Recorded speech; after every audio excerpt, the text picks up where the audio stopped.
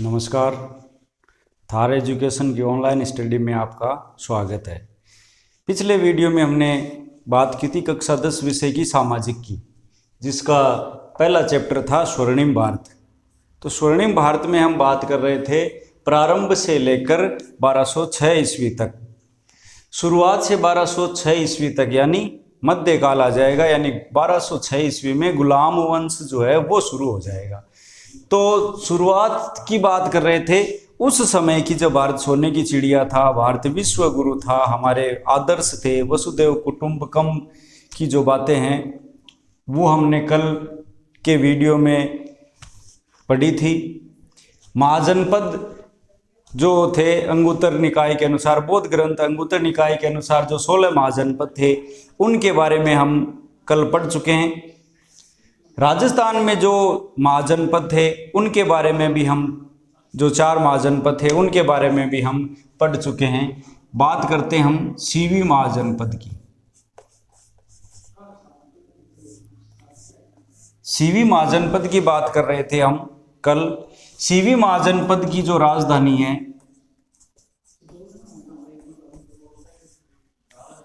CV महाजनपद की राजधानी शिवपुर थी।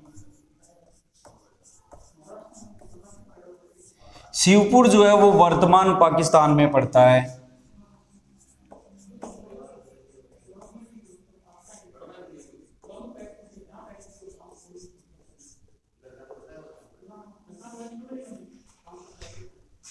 सीवी महाजनपद, राजधानी शिवपुर, जो कि वर्तमान पाकिस्तान का क्षेत्र है, जिसे पाकिस्तान में आजकल शोरकोट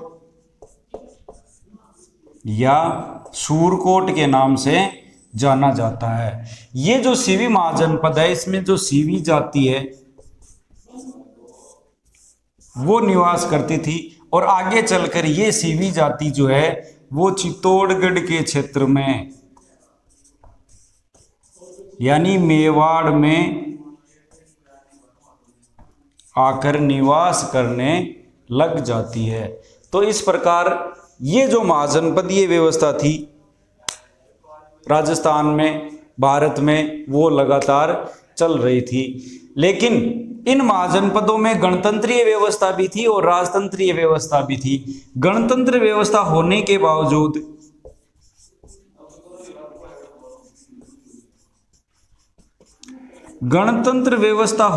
बावजूद भी जो सभाएं थी, संतागार थे, उनमें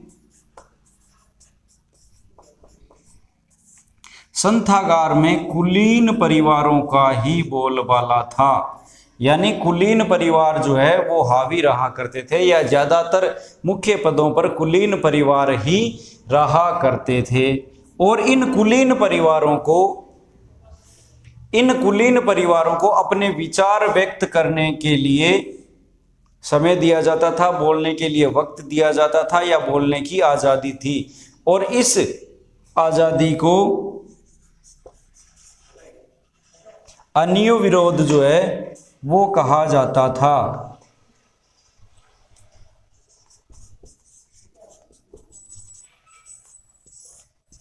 ये पूछा भी जाता है कई बार, इस आज़ादी को अन्य विरोध कहा जाता था। तो संथागार में बोलने की आज़ादी थी, कुलीन परिवार के लोगों का बोलबाला था, और धीरे धीरे क्या हुआ, इन सभी में आपसी फूट पड़ी, गुटबाजी होने लगी। आपसी फूट और गुटबाजी की वजह से ये महाजनपदीय व्यवस्था धीरे धीरे कमजोर होने लगी, और कमजोर होकर ये व्यवस्था टूट पड़ी। और आगे चलकर भारत में फिर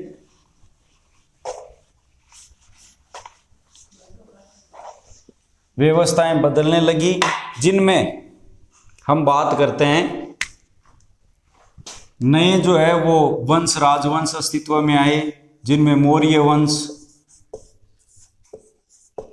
मौर्य वंश के बाद शुंग वंश,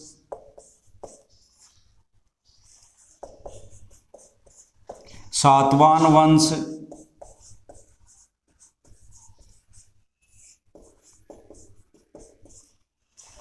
सातवाहन वंश के बाद गुप्त वंश,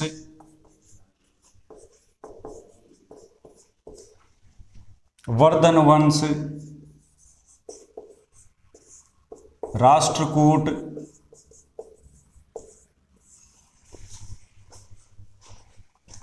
पाल, चोल, प्रतिहार तथा चालुक्य।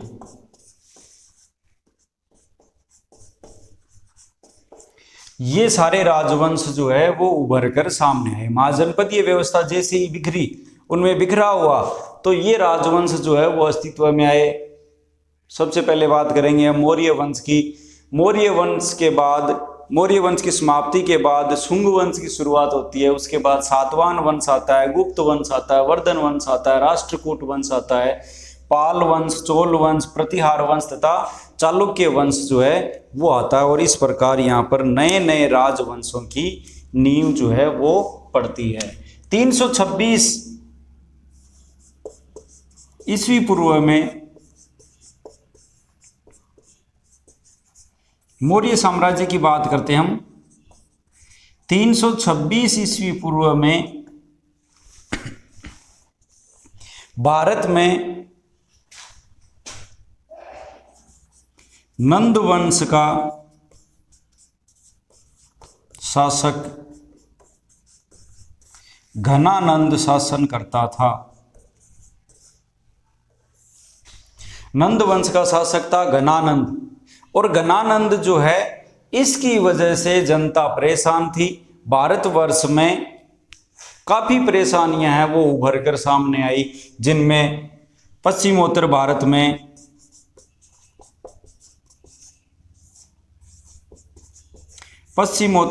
में सिकंदर का आक्रमण,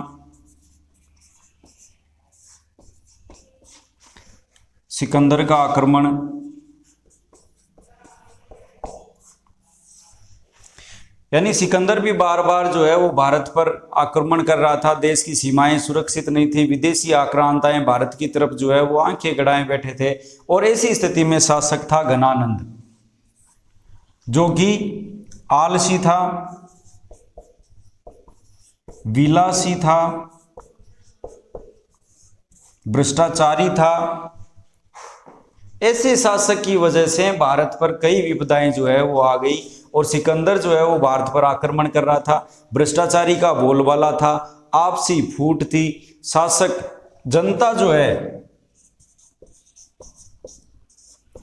वो करों के बोझ से दबी हुई थी।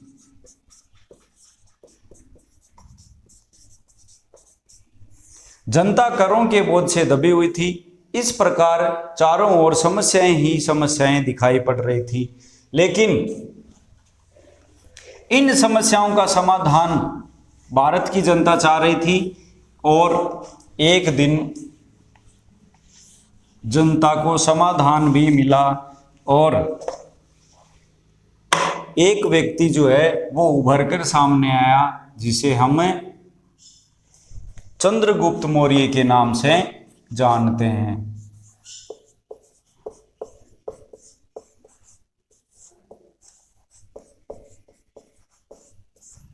चंद्रगुप्त मौर्य 322 ईस्वी पूर्व से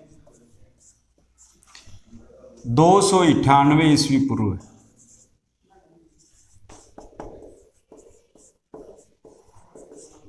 चंद्रगुप्त मौर्य यानी इनका गुरु कौटिल्य चाणक्य विष्णुगुप्त चाणक्य की सहायता से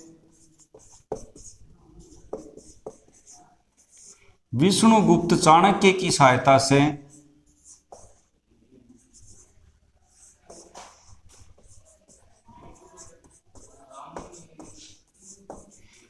विष्णुगुप्त चाणक्य की सहायता से चंद्रगुप्त मौर्य जो है वो नंद वंश के अंतिम शासक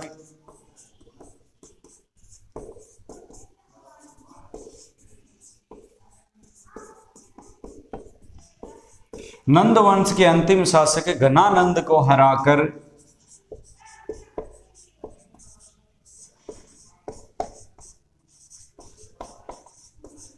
या अपदस्थ करके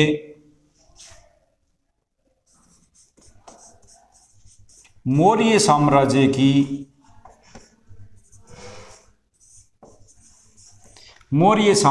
की नींव डालता है।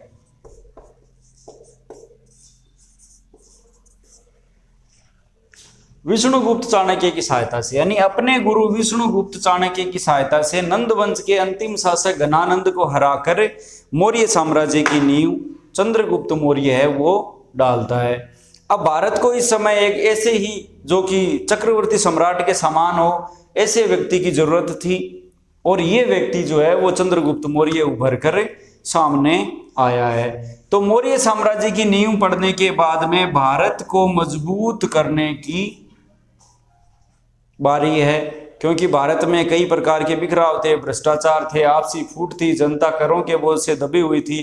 तो सबसे पहले मौर्य साम्राज्य की स्थापना के बाद इन सुधारों को किया गया, और ये सुधार होने के बाद में जब 305 ईस्वी पूर्व में निकेटर सेल्यूकस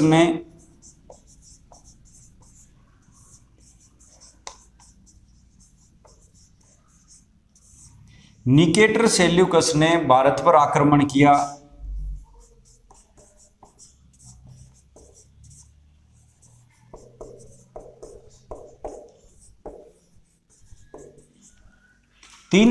ईस्वी पूर्व में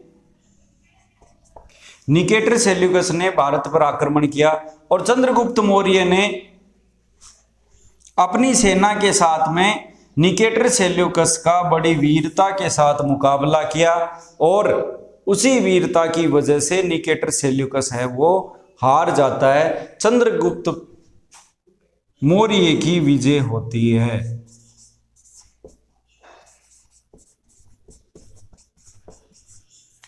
चंद्रगुप्त मौर्य की विजय होती है। चंद्रगुप्त जब जीत जाता है तो दोनों के बीच में संधि होती है।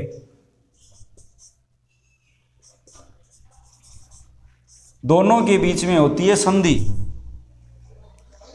चंद्रगुप्त मौर्य और निकेटर सेल्यूकस के बीच में। तो संधि की जो शर्तें हैं वो इस प्रकार थी। नंबर 1, निकेटर सेल्यूकस अपनी पुत्री हेलेना का विवाह चंद्रगुप्त के साथ करेगा।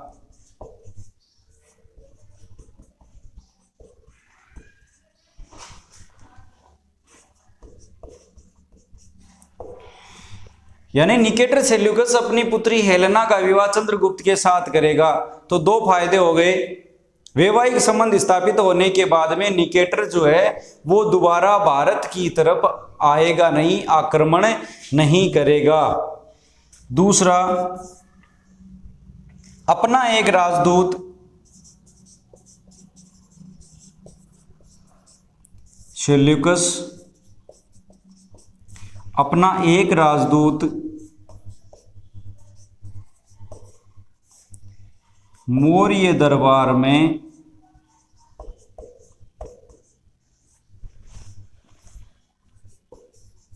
रखेगा, और वो राजदूत था मेगस्थनीज, जिसने आगे चलकर इंडिका नामक पुस्तक है वो भारत में रहकर लिखता है, जिसमें राजनीतिक, सामाजिक और आर्थिक व्यवस्थाओं के बारे में वर्णन किया गया है। तो हेलेना का विवाह हो गया चंद्रगुप्त के साथ में, और सेल्यूकस ने अपना एक राजदूत जो है वो चंद्रगुप्त मौर्य के दरबार में छोड़ा। उसके बाद जो रास्ते में आते समय निकेटर ने जो प्रदेश जीते थे, यानी अफगानिस्तान, बलूचिस्तान,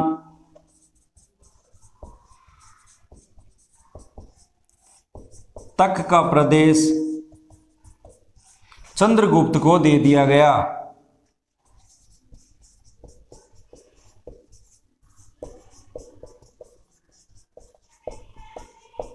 चंद्रगुप्त को उपहार स्वरूप दे दिया गया, क्योंकि अब रिश्तेदारी हो गई, वैवाहिक संबंध स्थापित हो गए।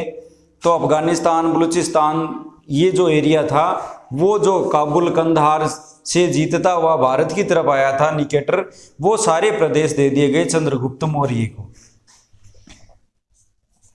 चंद्रगुप्त मौर्य ने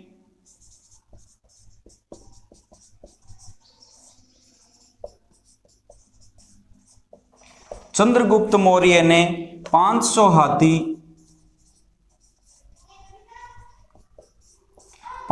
हाथी उपहार स्वरूप सेल्यूकस को भेंट किए।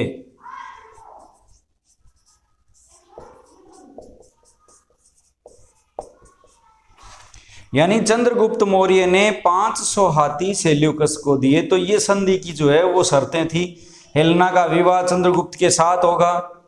ये दुनिया का पहला अंतरराष्ट्रीय विवाह कहलाता है।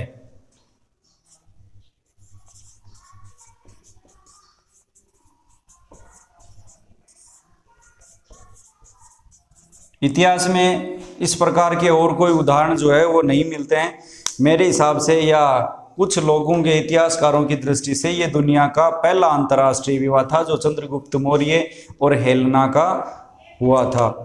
सेल्यूकस अपना एक राजदूत मौर्य दरबार में रखता है जो मेगस्थनीज था, जिसने इंडिका नामक पुस्तक लिखी थी। अफगानिस्तान, बलूचिस्तान तक का जो प्रदेश है वो चंद्रगुप्त को दे दिया गया। चंद्रगुप्त मौर्य ने 500 हाथी जो है वो सेल्यूकस को उपहार स्वरूप भेंट किए। इस प्रकार भारत की सीमाएं भी सुरक्षित हो गई और आगे चलकर यूनान की तरफ से कोई आक्रमण अब भारत पर नहीं होने वाला था। तो चंद्रगुप्त मौर्य ने अपनी कूटनीति से और शौर्य से भारत की सीमाओं को इस प्रकार सुरक्षित किया। चंद्रगुप्त मौर्य अपने अंतिम दिनों में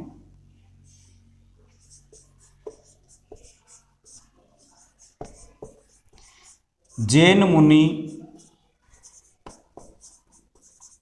भद्रबाहु से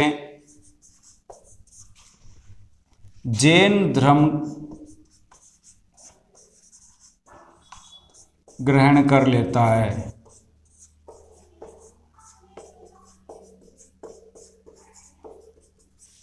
यानी अपने अंतिम दिनों में चंद्रगुप्त मौर्य जैन मुनि भद्रबाहु से जैन धर्म जो है वो ग्रहण कर लेता है और जैन धर्म की दीक्षा है वो प्राप्त कर लेता है। और एक जैन परंपरा के अनुसार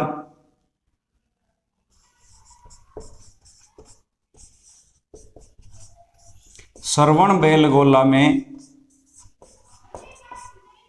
बेलगोला जो कि आजकल मैसूर कर्नाटक है, श्रवण बेलगोला में उपवास द्वारा अपने प्राण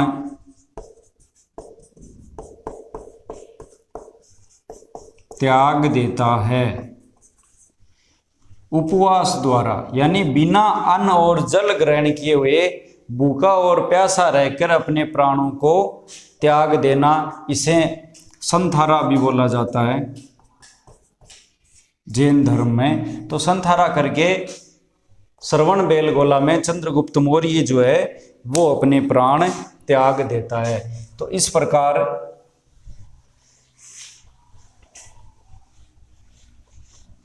चंद्रगुप्त मौर्य की जो जानकारी है वो काफ़ी महत्वपूर्ण है। इसके प्रश्न जो है वो कई बार पूछे जाते हैं। इसका जो मुख्यमंत्री था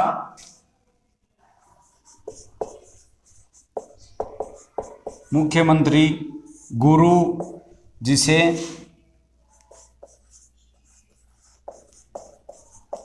विष्णुगुप्त चाणक्य या कौटिल्य चाणक्य के नाम से जाना जाता है। विष्णुगुप्त चाणक्य ने एक पुस्तक लिखी जिसका नाम था अर्थशास्त्र। अर्थशास्त्र जो है वो एक राजनीति की किताब है।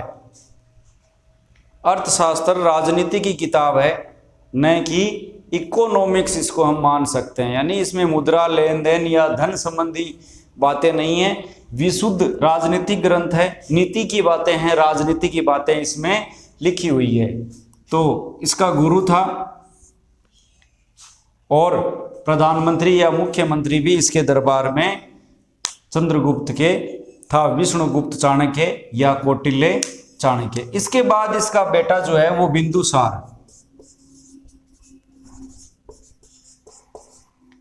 बिंदुसार शासक बनता है,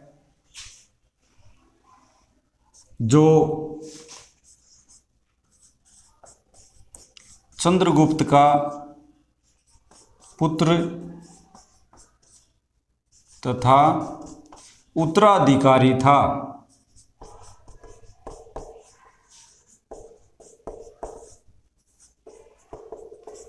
बिंदुसार, अब बिंदुसार का जो नाम है उसके अनुसार, यानी चंद्रगुप्त मौर्य जब शासक बना था तो इसके दुश्मनों से बचाने के लिए कौटिल्य चाणक्य जो है वो थोड़ी थोड़ी मात्रा में इसे जहर दिया करता था खाने में, यानी इतना कम कि इसके शरीर पर कोई नुकसान न हो और जहर को पचाने की क्षमता जो है वो इसके शरीर में पैदा हो जाए। एक दिन क्या हुआ, वो भोजन जो कि चंद्रगुप्त मौर्य के लिए आया था, बिंदुसार की माँ जो कि गर्भवती थी वो उस भोजन को ग्रहण कर लेती है और उस जहर की वजह से इसके मस्तक पर एक बिंदु,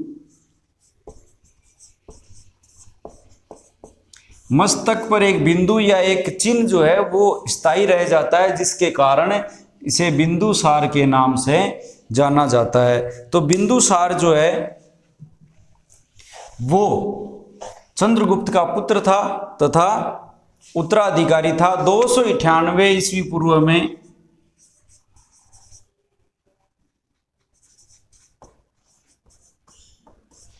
ईस्वी पूर्व में ये शासक बनता है और 273 ईस्वी पूर्व तक इसका कार्यकाल है। तो बिंदुसार जो है उसने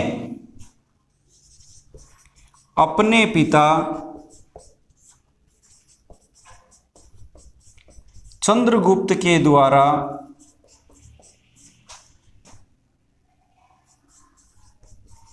मिले साम्राज्य को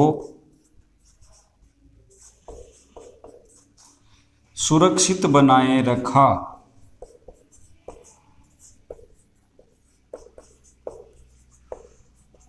यानी चंद्रगुप्त के द्वारा जो विशाल साम्राज्य प्राप्त हुआ था, चंद्रगुप्त का जो साम्राज्य है वो कश्मीर से लेकर नीचे कर्नाटक तक, यानी उत्तर में भारत में कश्मीर और नीचे दक्षिण में कर्नाटक, इस साइड में मगध, उत्तर पूर्वी साइड में मगध और पश्चिमी साइड में सौराष्ट्र जो कि आज का गुजरात है। उसके बाद काबुल, कंधार, हेरात, ये जो है वो उस संधि के द्वारा प्राप्त हुए थे। तो उसके अनुसार भारत का जो चंद्रगुप्त मौर्य का भारत का विशाल साम्राज्य है उसकी इसने रक्षा की, यानी साम्राज्य को बढ़ाने का प्रयास नहीं किया, इसे सुरक्षित रखने का प्रयास किया और अपने साम्राज्य को अक्षुण्ण बनाए रखा बिंदुसार ने। बिंदुसार के दरबार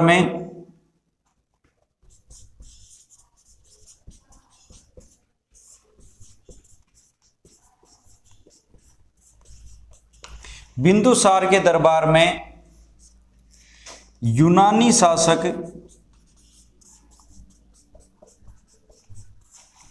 एंटियोकस प्रथम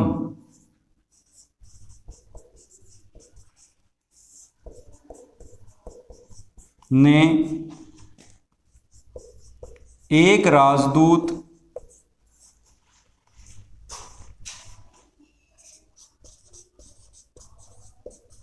डायमेकस नाम का भेजा।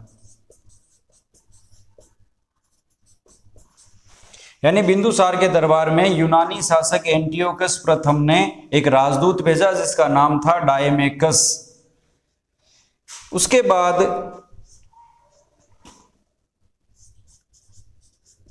प्लिनी के अनुसार मिस्र के राजा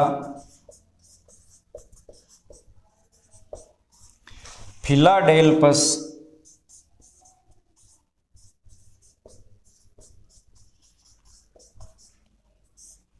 मिस्र के राजा फिलाडेल्फस ने अपना एक राजदूत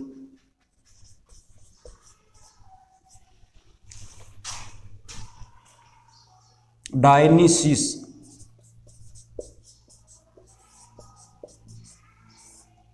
बिंदुसार के दरबार में भेजा। तो इस प्रकार एंटियोकस प्रथम ने भी अपना राजदूत भेजा और फिलाडेल्फस ने भी अपना राजदूत जो है वो डायनीसिस इसके दरबार में भेजा। तो कई राजदूत जो है वो विदेशों के भारत में आए और उसके बाद बिंदुसार का बेटा जो है अशोक वो सत्ता संभालता है।